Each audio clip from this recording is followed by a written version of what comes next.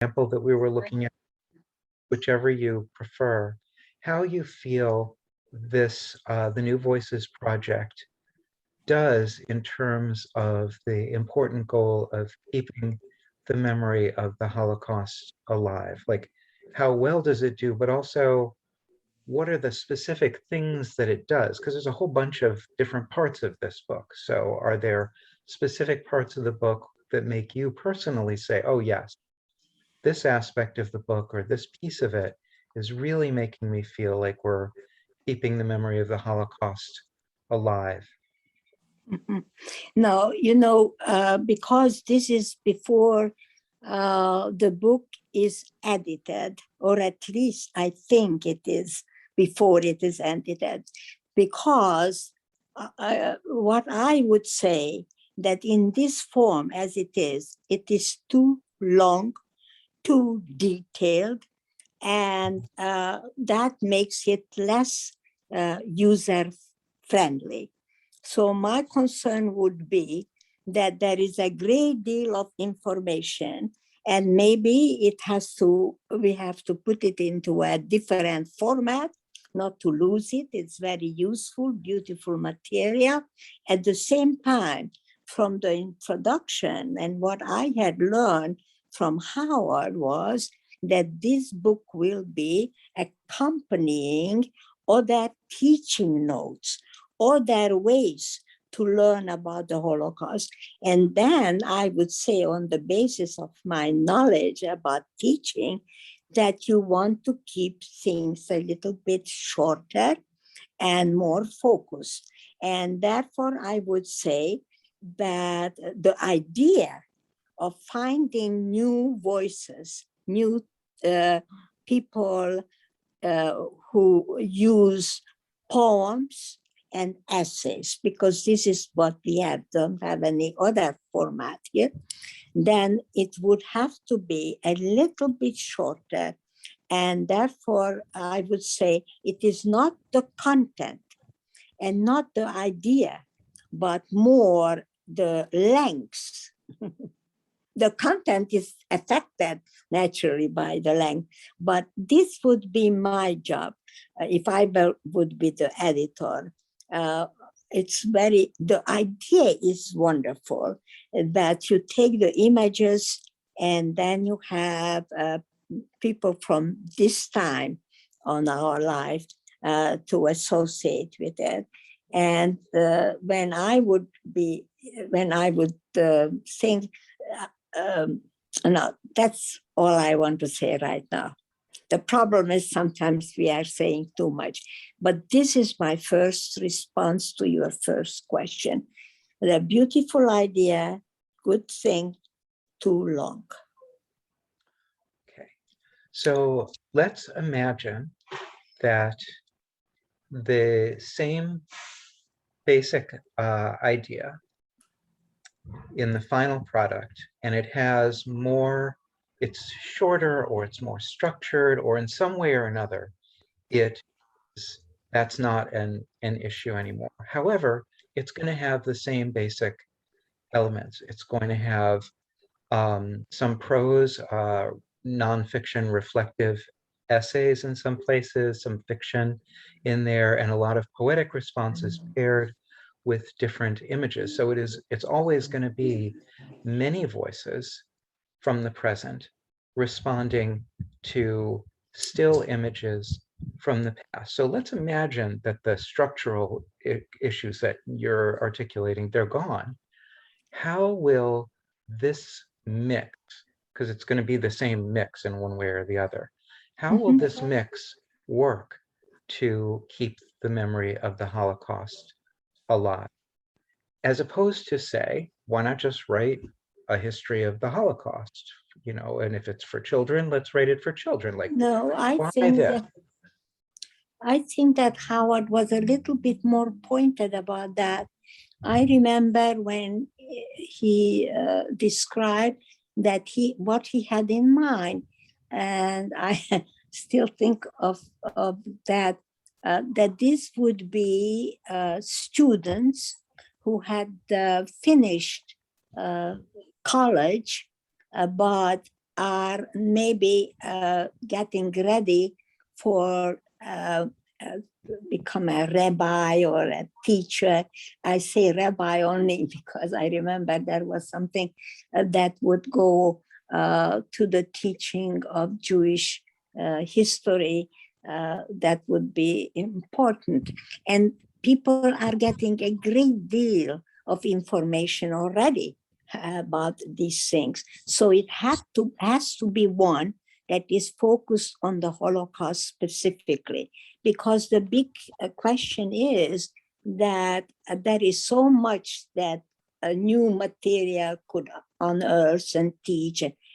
How does the Holocaust specifically maintains its position as a unique, unheard of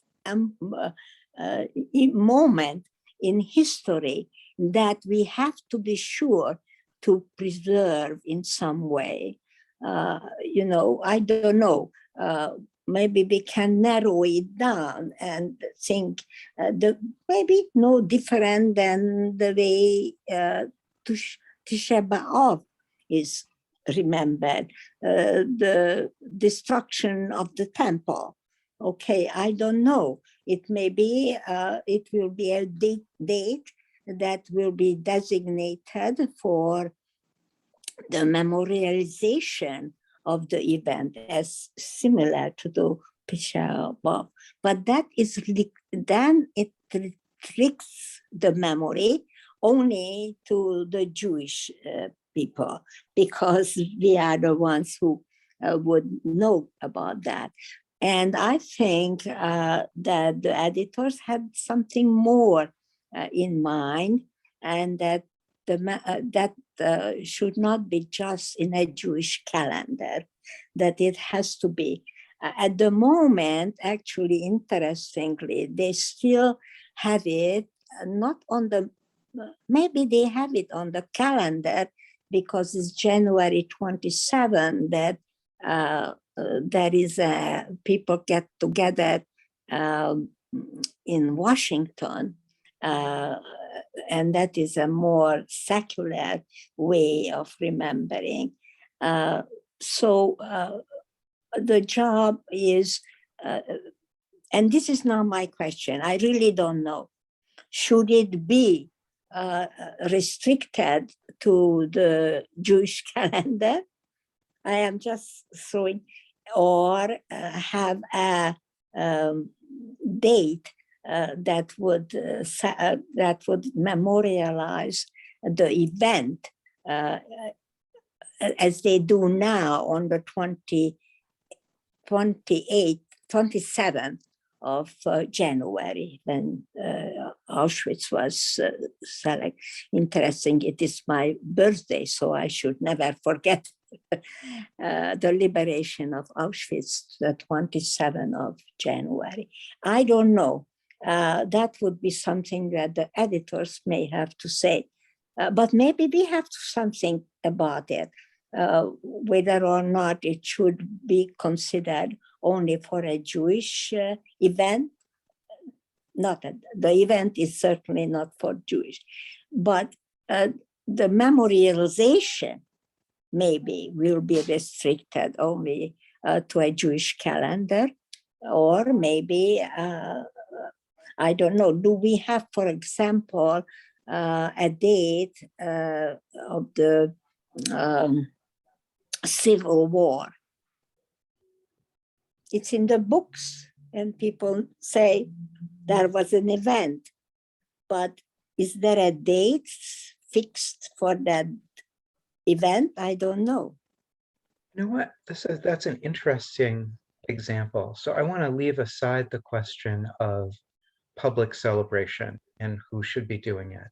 And I noticed that the subtitle of New Voices is Contemporary Writers Confronting the Holocaust. So it doesn't say contemporary Jewish writers or American writers or European writers. It's presenting itself just the group that it is speaking are the people who are alive now, and presumably that's the intended audience. But when I think about the Civil War and the way that I learned it in American history, which was not very good, It was very much as something that was over. It was a one-time event, right? We teach in American history, we talk about the Civil War not as Americans should remember that, because there are countries that have civil wars rather frequently, or certainly more than once. It's not something that a country can only go through once, but we always talk about it as though it was a unique event. It's long over, it's completely behind us.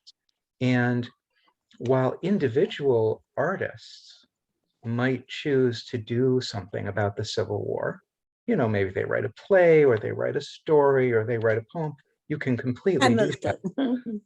I don't know of any books like this that say new voices, contemporary writers confront the Civil War, and you know, where they present everybody with images and say, you know, write a response to these images. So you know, again, a unique historical event. It's located, it's in a specific place and it's in a specific time, and yet we don't remember it in in the way that this project is striving to remember it. And so I'm thinking, like, let's imagine that I'm the person. I've graduated from college, I'm going into graduate school, I'm going to be some kind of an educator or some kind of a leader. And I want to learn about how to speak about, think about, and remember the Holocaust. And I see this book, and I notice that you're in the foreword. You're mentioned in the foreword. I happen to be lucky enough to know you, and I say, Anna, can you tell me what you think I'll learn about teaching or remembering or thinking about or talking about the Holocaust from reading this book? What will I get from it that I won't get from other things? Mhm, mhm. It's excellent. What you get, I would suggest that you can never say you will only get it here. In other words, you don't know what other books and the projects might come along that will say that. But I would suggest that the idea that these editors had in mind, namely an other take, an other look at this event with new voices, with that could be repeated every 10 years. And I would say, look, this is a marvelous way of keeping the memory alive. It worked when they did it in 2000 and whenever the book will appear. But there is no reason why it could not be done 10 years afterwards. And that would make, you could make that into a commandment in a funny way. I like use the word commandment because we Jews like the idea of commandments. And I would say, what about every 10 years or 20 years? And that would be wonderful because then this book will be taught in not high schools, but after high school and college. And now you know that from it's a remarkable. Oh, I just like this, what I just thought of. I was just thinking that this book then would become one in which we are commanded, quote unquote, to find the new voices, not in 20 something, but 30 something and 40 something. And that kind of survival of a historical event would be a remarkable thing. And I don't know any of it that would have that kind of history to now you get the idea. Yeah. So one thing, it sounds like you would say to me, one thing that I could get out of reading this book is actually a model that I could transmit to my students. I could use this as a model of ways to keep engagement with the Holocaust alive, to keep it in the Right. present, because I could, I could give it to my classes and I could say, well, take a look at this pairing of a text and a photograph. Now, you try to do a response to this photograph and this text. And so that means that it could become not just one book for one time, but actually a step in a process that keeps going. Am I getting that right? I get it right, and I got another idea that interferes with the future, which is whether or not we will survive our own future. I don't know whether you get it. The idea here is that then this book at this time in our lives could be a model for new ones. But that is there is an assumption that we, as the people, human race, or the Jewish people within that the race will survive our own future. But we cannot say that, and we don't know that. And that is not a very, very nice Well, thought. well, it leads to the next couple of questions that I wanted to ask you. One is, you've now lived a very long time, so you've seen a lot of different ways that people have talked about the Holocaust, written about the Holocaust. You've gone to events. You yourself were mentioning that you go to schools and talk to children. So you have seen over time and from many different angles the afterlife, if I can call it that, of the Holocaust. And so it occurs to me that there are several different things you might think. One thing you might think is, this is like the book of Ecclesiastes. Ecclesiastes, the king I at the don't end. know. You tell me about that. So King Solomon, at the end of his life, he's very old, and he says, "Vanity of vanities, all is vanity." Actually, in Hebrew, it's empty breath. It's all empty breath. I've seen it all. I've done it all. I've had it all. I've enjoyed it all. And frankly, it amounts to nothing. And he says over and over again, honestly, people keep doing the same things.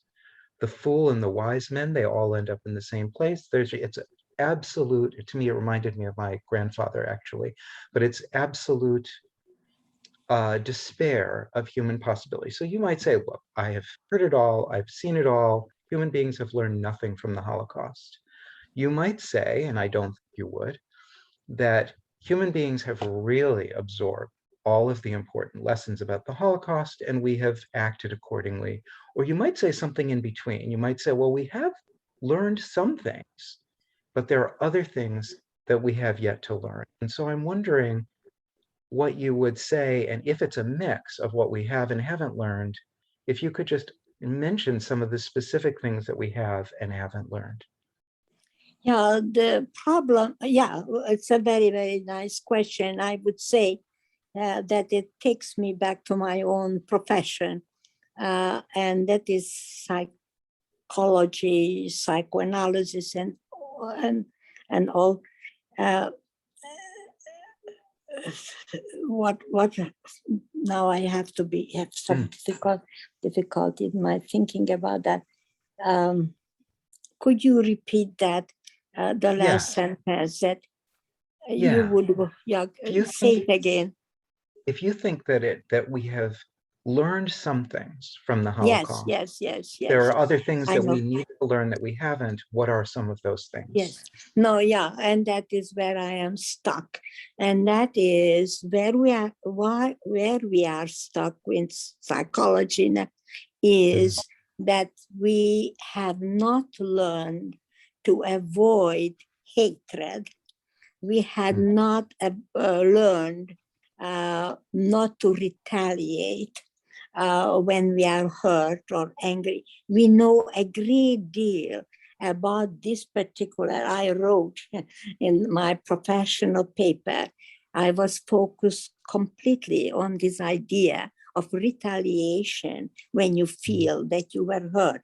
That can be in terms of the human being or a nation. Nations also, they have to determine. After the First World War, we were sure we had to have a second one because retaliation.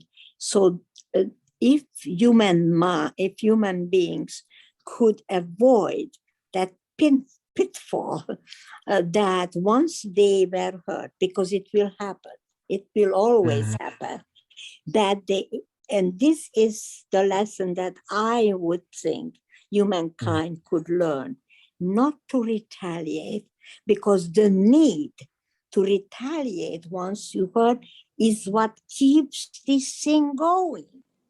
Because you were hurt, now you hurt the next guy, and there you go. And I would say, maybe when we are all done, I will recommend to you to one of my papers about this question of how to, as a one person, a human being, can learn not to retaliate when they were hurt, because, or as a nation, because that cycle is what repeats itself, individual with individual lives, in families, and among nations. I want to give you an amazing example of that.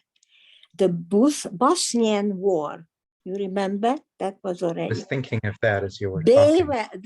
were, when you take the war in Bosnia, and people were told, you have to remember that you people, the Serbs, were defeated that was 6,000 years before, that they were hurt in Kosovo. That was I am now excited. 600 so I years. am, yeah, it was 6,600 years before that. Kosovo was a war that the Serbs lost. Now you should retaliate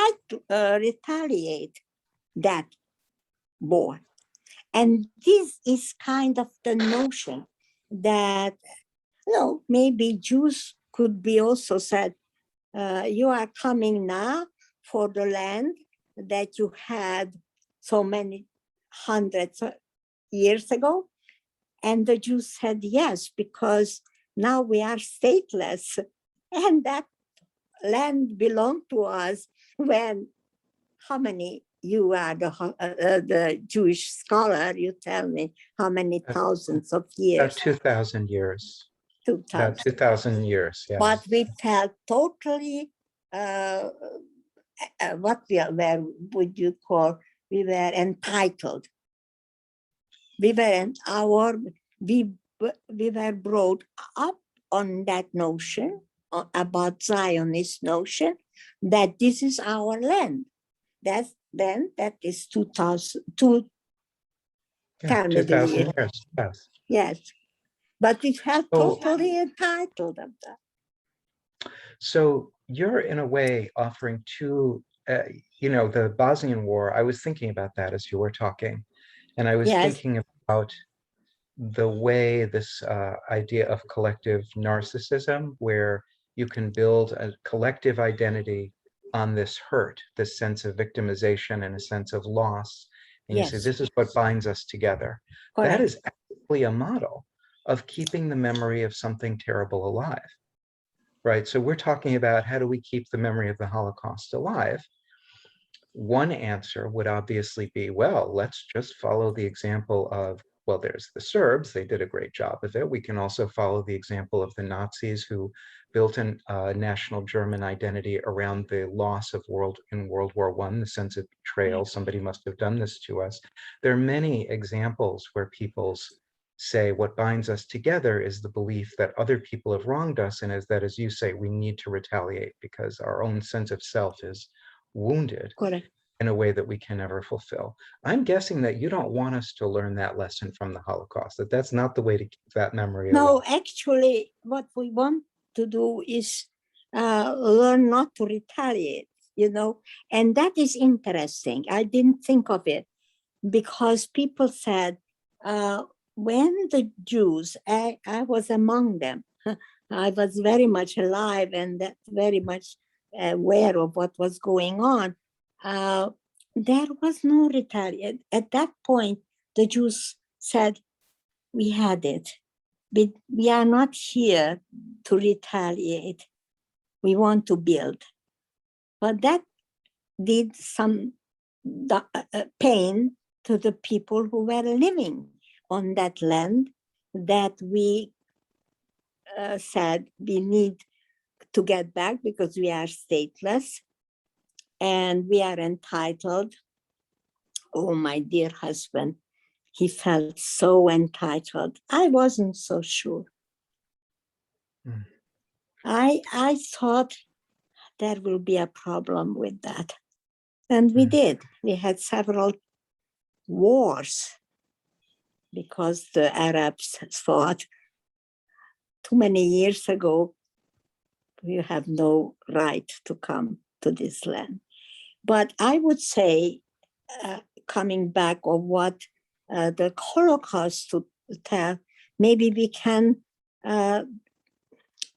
acknowledge our own situation and only justify it by the fact that we had no place to go and the world around us even accepted that. Otherwise, I remember so well when the big convention that was during the war still got together to find where would the Jews go. The Avoyen, I don't know, it's an English, French town that they gathered together, and no country wanted the Jews. They didn't want any. We needed a piece of land. We had to have something. And I remember the discussion, even Australia was practically empty. Hardly any people in Australia living at the time. But they didn't want any Jews. Yes. We were not welcome. We were stateless, homeless. And then we became a country that is now rightly is compared to South Africa. We are as bad as they were with apartheid. And that is not in our genes, not in mine. I hate it when the Jews become so righteous and indignant in what they are entitled. Well, so one of the lessons of the Holocaust is that being victims of in one situation doesn't immunize you against being unjust in other situations. And another thing that I'm thinking that as you're talking, so you've is that New Voices, all right, it's got a whole lot of different things in it, but if it succeeds in its parts or as a whole in keeping the memory of the Holocaust alive, does it keep that memory alive in a way that promotes this kind of collective narcissism and sense of victimization, which I certainly grew up with. When I was taught about the Holocaust, I was told I should feel that way. Jews were entitled. We were morally immunized because we had been victims in the Holocaust, everything we did was justified, right? This is goes along with that retaliatory thing. It's on the spectrum. It's not the same Yes. thing. So So if I read New Voices, or if I give it to my students and they read it, and the memory of the Holocaust comes alive for them, does it come alive in a way that promotes retaliation, victimization, entitlement, or is it brought to life in a way that promotes other responses, responses that are better responses from your perspective as a psychoanalyst? no, just what I say that the best response, and this is now the question whether or not it is humanly possible to refrain from retaliation. And if we take the situation that what I lived through in terms of the war, the end of the war, and then the establishment of the state, the only thing we can say, and this is something kind of spiritual, and I am not that I am too realistic. I feel that the only way it would have been that people around us would refrain from retaliation. Now I'm going a little bit too far, and it's difficult for you maybe to follow because I wasn't clear about it. What I would like to be able to say that, yes, the Jews then went and got a piece of land that was not exactly kosher. So when we are saying, what can you learn from the Holocaust, you would say, you wish we could now learn that the Jews were entitled for a piece of land because they didn't have a home, that the nations all around them would say, yes, let's get together and find that piece of land. The only problem with that will be that there will be no emotional contact with that piece of land.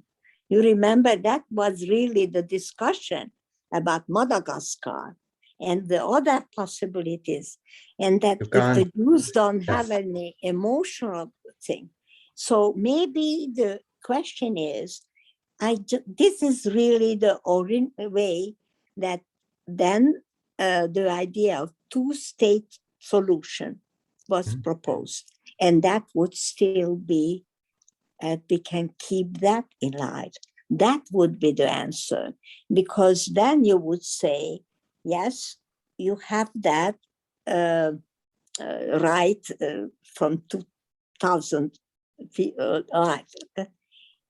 but only if you are willing to share it with the people who are living there. And they would have helped the Jews into that, because you remember what happened then? Then all the Arab states came to destroy the country. That made the Jews again more. So it wasn't a perfect solution. But the idea of a two-person solution maybe would have been one that should have worked. So it sounds like you're saying a couple of things we could or should learn from the Holocaust are, number one, over the course of history, terrible things are going to happen. Peoples are going to suffer. Injustice will be done. That's a normal thing. And so just as individual people that might be your clients, you would say, yes, you're suffering terribly, and suffering is part of life. One of the things about being human is we have to learn to live with pain. We have to learn to live with suffering. There are dysfunctional ways to respond to it, and there are better ways to respond to it, but we're not going to escape. pain, and peoples as a whole are not going to escape historical pain. So that's one thing. Another thing is that it sounds like you're saying, which is in a way, yeah, obviously this should be a lesson. I'm not really sure we've gotten it, but you're saying that. So I know that people who are living in Palestine and the other Arab states, they were like, this is a European problem. Why is the solution to where the Jews that you tried to exterminate should go? Why is it to come here to our, to where we're living? But in a way, what you're saying is that one of the lessons that humanity needs to learn is that when people are displaced, become refugees, are subject to terrible injustice, which is happening now with the Rohingya in Burma. It's happening with some people in Eritrea. There was a refugee crisis. Exactly. I know. And that it is a responsibility of the nations of the world to Exactly. find homes and places for people. Exactly. And that And is hard to do. It's hard to do justly. It's hard to do in a way that doesn't create further problems, but that's what we need to aspire to. So what I am saying that these new voices may not give us the perfect solution, but a livable human solution. Yes, and this gets back to that picture of the little boy and the bear, and the question in there of what's the religion of the bear and what's the religion of the boy. And you said, well, this boy really represents children now, children throughout the ages who are in this situation of being the focus of genocidal efforts. And the bear, in a certain way, represents the way cultures shift in the way that we single out and define things, right? So when this is the bear of a Jewish child, yes, it has one meaning in Nazi Germany, right? It's a Jewish bear. But if you separate the bear and the child, as the poem imagines, the bear can go along and become the bear of a Christian child, the bear of a Nazi child, the bear of somebody who has nothing to do with this. And it can go outside this social situation that's defined by genocide. So in a way, it's an image of this arbitrary definition of identity that is mobilized in genocidal situations. correct. Right? Correct. Totally arbitrary. Yeah.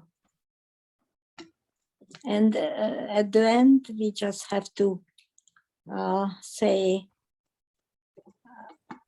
I go back to my idea that the only thing we can do is to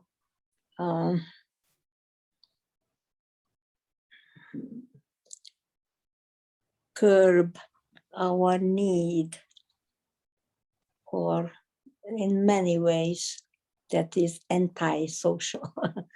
The need to I am not going into different political ways in which people try to solve this problem. If you are not going to curb your own appetite for holding on to your or to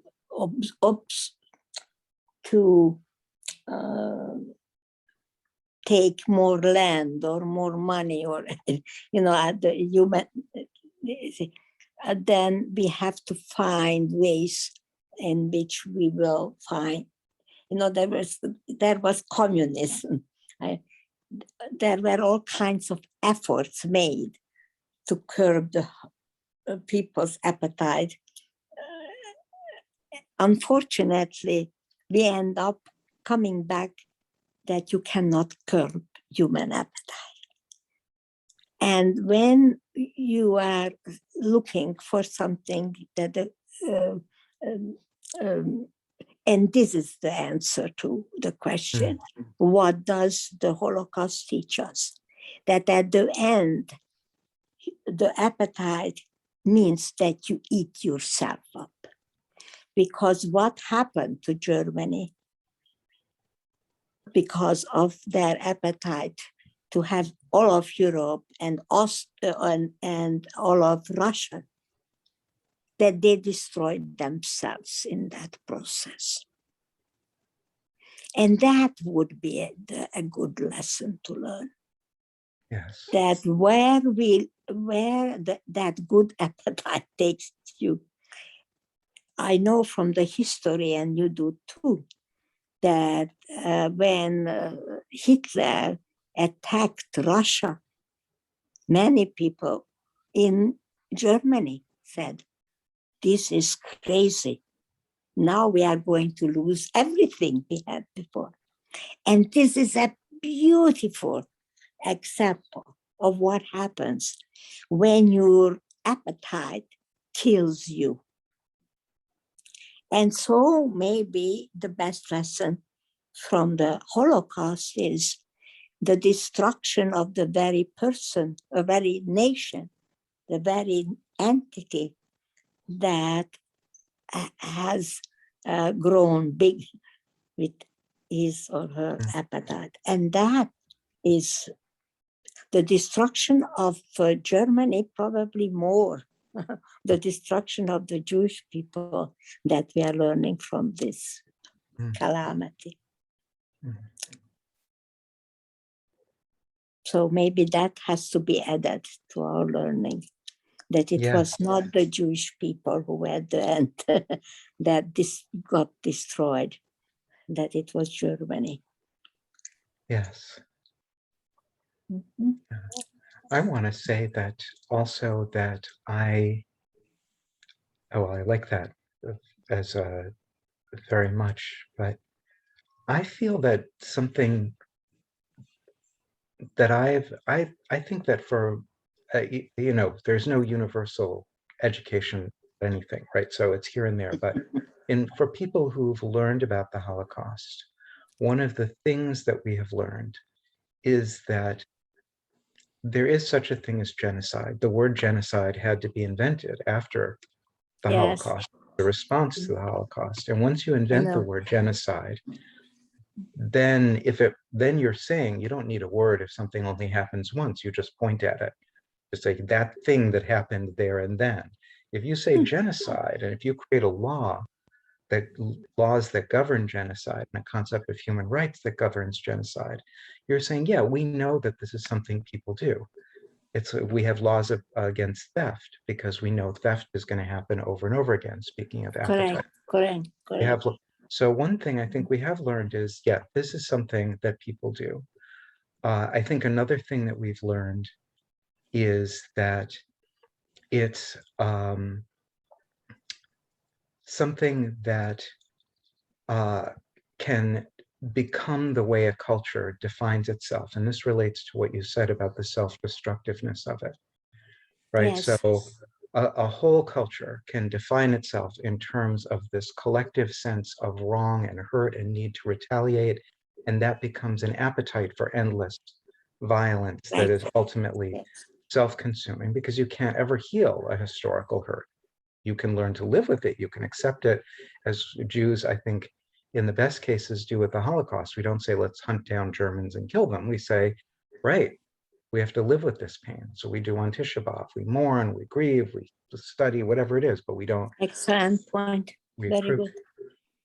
And one thing that I am struck by New Voices doing very powerfully is the choice to take these pictures from different moments in the Holocaust. The pictures themselves, almost all of them, are utterly ordinary. In fact, this was one of the things that I said in my feedback, that sometimes without the captions, I mean, most of them without the captions, I would have no idea where or when this was. Here's a meeting with a group of people. If there's no caption telling me it's Nazis, I don't know it's Nazis. Here are distinguished looking old white guys. They happen to be Nazi leaders, but if they weren't, they could be today's, American leaders somewhere. And so one of the things that this format does is it says, when you are living in the present, your reality is going to look the same way, whether or not your culture has become a genocidal culture. You're going to have leaders having meetings. You're going to have rallies of people shouting and getting enthusiastic. You're going to have children sitting in an apartment with a toy, looking at a toy, being happy. You'll have people who are in prison. You'll have people who are miserable. You'll have all of the, you look around and reality will look just pretty much the way reality does. But part of what New Voices, I think, keeps teaching me is that I need to keep asking. I need to not be lulled into saying, oh yeah, right, leaders are meeting, people are cheering, right? Everything is fine. The world is going on just fine. Children have toys. I need to remember that those very same things can be going on when my culture has plunged into genocide, has dedicated it, is in a process which is going to lead to these enormously destructive and self-destructive appetites and rampages. True. Very true. So I think the project has a future,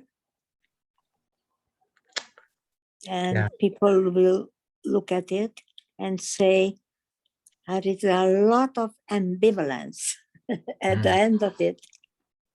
It will not be a clear cut. And as long as it's human beings who are populating the world, it will be ambivalence and no clear cut end. And the only thing we can do, and we have to do it very well, recognize the danger of hatred and therefore keep love in big amounts. In other words, we have to be very much aware that that is in our nature. Greed, possession, and destructiveness. And the only answer to that is the opposite. And not to take land away, but to see whether there will be any way to coexist when the need comes up. And people who have things should be very generous with that. It was terrible when I remember listening to the news about, and it was in a French town, Avignon, the conference in Avignon. It was during the war. And they said, would any of these countries allow Jews to come? Because they don't have any place. They cannot go back to the country in which they grew up. None of them. What? And that hatred about us Jews somehow is the most undying prejudice and hatred in the whole world over that time.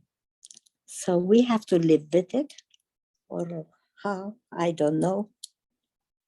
Not to make us into people who can only kill and want to get more. Right. Yeah, that's right. I mean, ideally, W.H. Auden, in his poem that he wrote in September 1st, 1939, so that was there were many beginnings to the Holocaust, but that was one of them. That was, I think, No, that was the beginning of the war, right. September 40. And he writes, he had spent a lot of time in Germany a few years before. Berlin was a very good place to be as a young gay man, very cosmopolitan.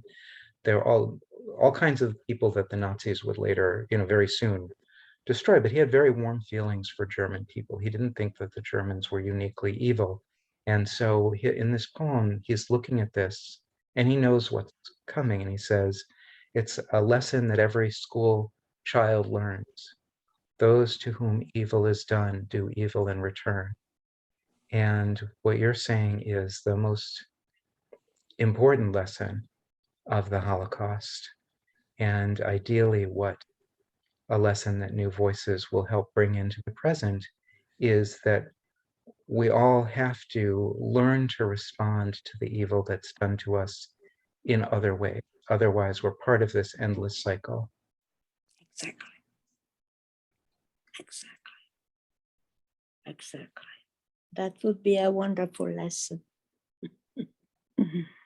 Yeah, I really like.